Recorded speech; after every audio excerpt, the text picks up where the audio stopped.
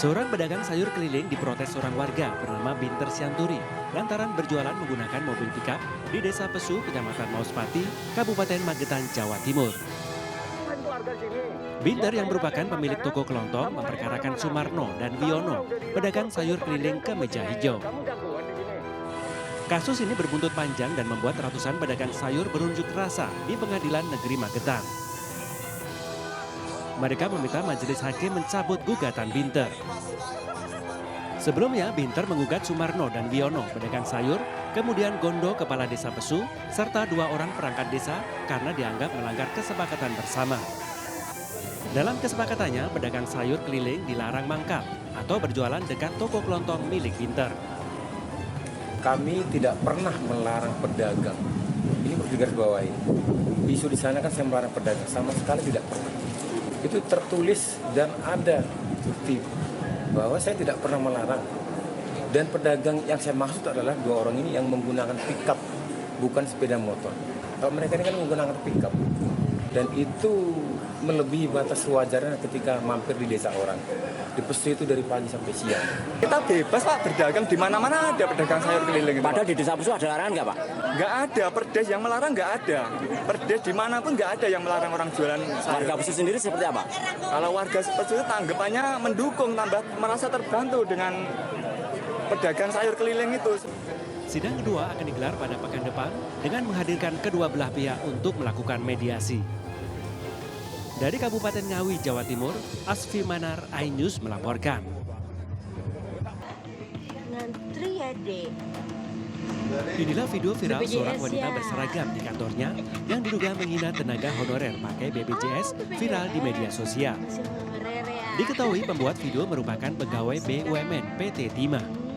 Video tersebut membuat gerah puluhan pegawai honorer di Bangka Belitung. Hingga kemudian digambarkan mendatangi DPRD Bangka Belitung menyampaikan rasa sakit hatinya pada oknum karyawan PT Timah melalui kontennya tersebut. Pembuat video bernama Dwi Citra Weni alias Weni Maison, pegawai PT Timah di Provinsi Bangka Belitung, mengklarifikasi video buatannya. Tak lama PT Timah melalui media sosialnya menegaskan menggunakan fasilitas BPJS Kesehatan yang sama dengan yang digunakan masyarakat pada umumnya. Terbaru PT Timah Tbk memberikan sanksi tegas, yakni memberhentikan dengan tidak hormat usai video viral tersebut. PT Timah membuat langkah tegas pemberhentian ini setelah serangkaian pemeriksaan dan evaluasi dan menjadi komitmen perusahaan dalam menegakkan aturan dan menjaga etika kerja.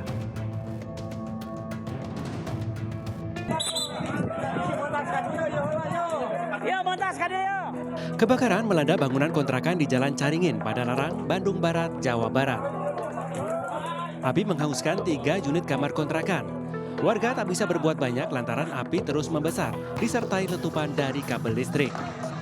Setelah berjibaku, petugas pemadam kebakaran yang didukung 5 mobil damkar berhasil menjinakkan si jago merah. Naas, seorang tukang tambal ban penghuni kontrakan, tewas di lokasi kejadian. Korban diduga terjebak di kamar mandi dan tidak sempat menyelamatkan diri. Dalam ada asap gumpalan, rekan yang korban ini berusaha untuk menyelamatkan korban, tapi tidak berhasil karena api sudah membesar. Bahkan bensin sudah nyala semua. Kebakaran diduga akibat korsleting listrik di kamar kontrakan korban. Tim Inafis Polres Cimahi yang datang ke lokasi menggelar olah tempat kejadian perkara dan meminta keterangan sejumlah saksi. Dari Bandung Barat, Jawa Barat, Yuwono Wahyu, iNews melaporkan. Coba fitur dengarkan berita di News Plus aplikasi RCTI Plus. Ribuan siswa SMA di sejumlah daerah gagal ikut seleksi nasional berdasarkan prestasi atau SNBP.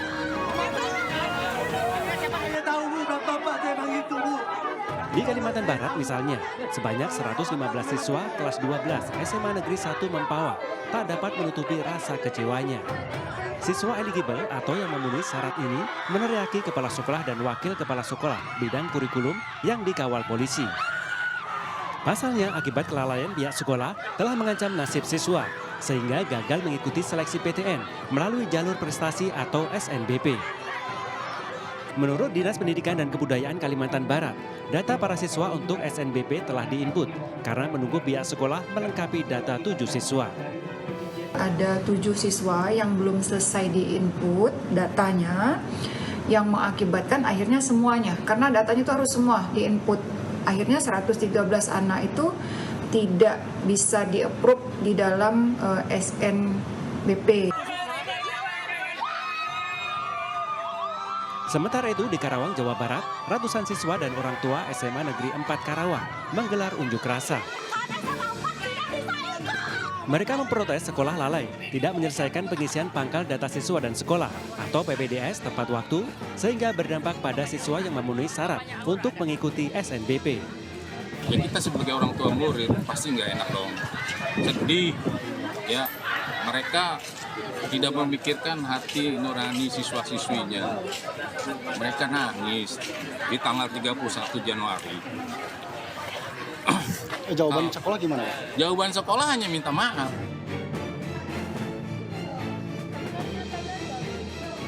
Di Lamongan, Jawa Timur, guru mengamuk saat siswa MAN 1 Lamongan protes. Data siswa yang memenuhi syarat tidak terimput di pusat data SNBP.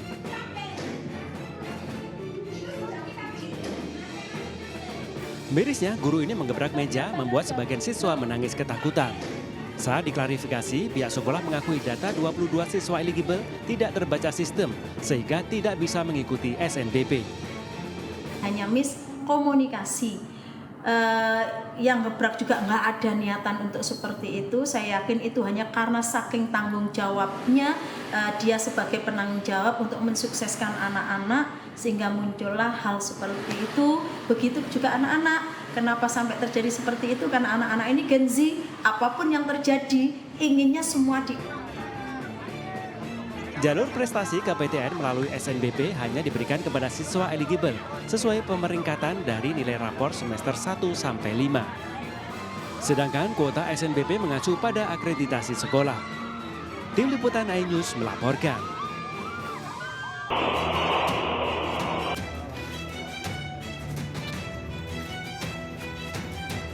Angin puting beliung disertai hujan lebat menerjang ratusan rumah warga di Desa Sumberjaya, Kecamatan Tambun Selatan, Kabupaten Bekasi, Jawa Barat. Akibat peristiwa ini, ratusan rumah di 4 RT mengalami rusak pada bagian atap dan genteng.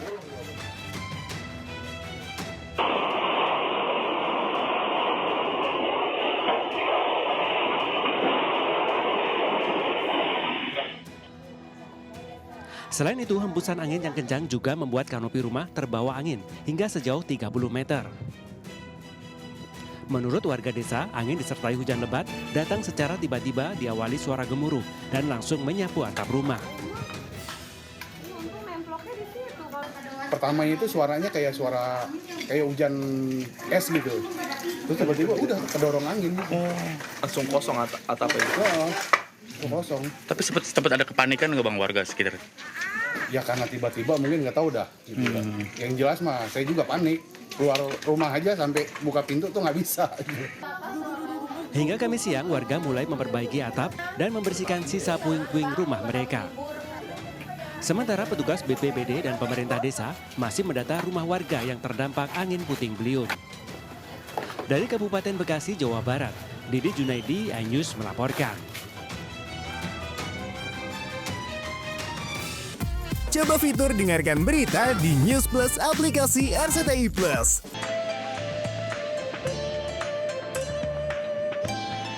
Kehadiran Ketua Umum DPP Partai Perindo Angelata Nusudibio dalam perayaan Imlek disambut hangat oleh Forum Masyarakat Indonesia MAS atau Formas di Auditorium RRI Jakarta Pusat.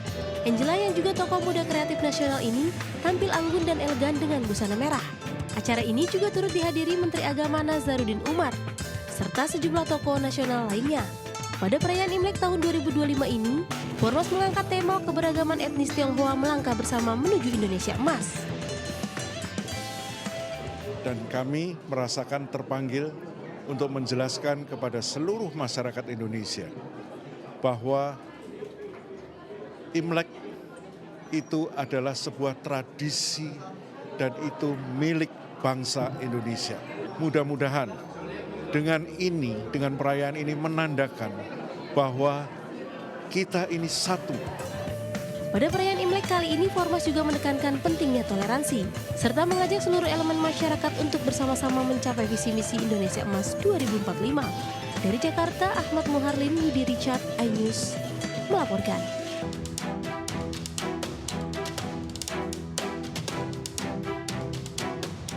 Ungkapan kalau ada masalah segera lapor Damkar pasti beres sudah mulai terbukti.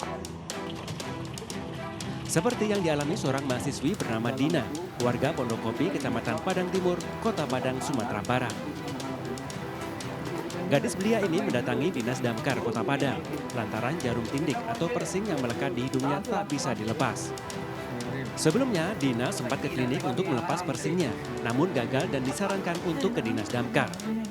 Sejumlah petugas damkar pun dengan sigap membantu masalah yang dihadapi wanita muda ini. Dengan sangat hati-hati, petugas berupaya melepaskan tindik baja yang menempel menggunakan alat manual.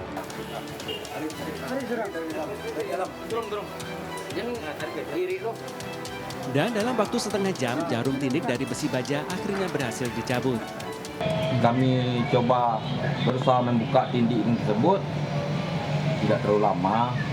Ya ada proses sakit-sakit sedikit kan namanya di hidung.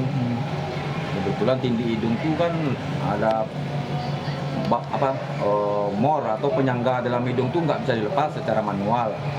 Kita lepas pakai tang jepit. Selain menangani masalah kebakaran, Dinas Damkar dan Penyelamatan juga siap menerima masalah lain yang dihadapi masyarakat. Warga diimbau untuk segera melapor ke Dinas Damkar setempat jika mengalami beragam masalah, mulai dari evakuasi hewan liar hingga kasus seperti yang dialami mahasiswi bernama Dina. Dari Padang, Sumatera Barat, Budi Sunandar, iNews melaporkan.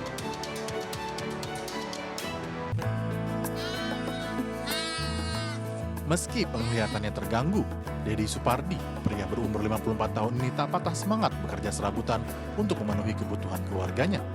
Sudah lebih dari 10 tahun, ayah dua anak ini mengalami gangguan penglihatan akibat katarak yang dideritanya.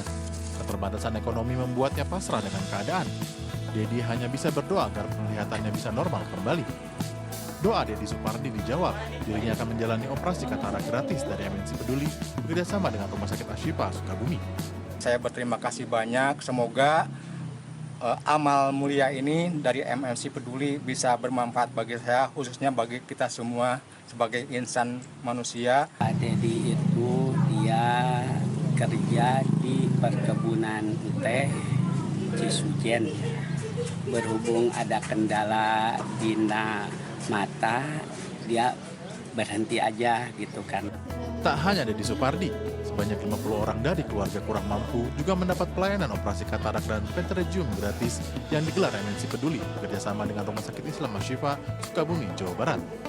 Mana kegiatan ini sangat membantu warga kami yang Pak Dedi tadi pernah berobat, dan alhamdulillah mungkin dengan adanya kegiatan ini Pak Dedi bisa terbantu.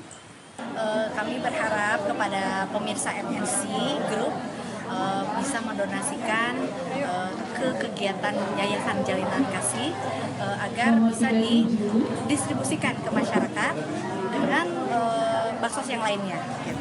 Kerjasama yang terjalin antara MNC Peduli dengan RSI Ashifa Sukabumi sejak tahun 2015 lalu terlaksana berkat uluran tangan masyarakat Indonesia yang mendonasikan bantuannya. Bantuan pemirsa di rumah sangat berarti bagi mereka yang membutuhkan. Dari Sukabumi, Jawa Barat, Budi Setiawan, iNews melaporkan.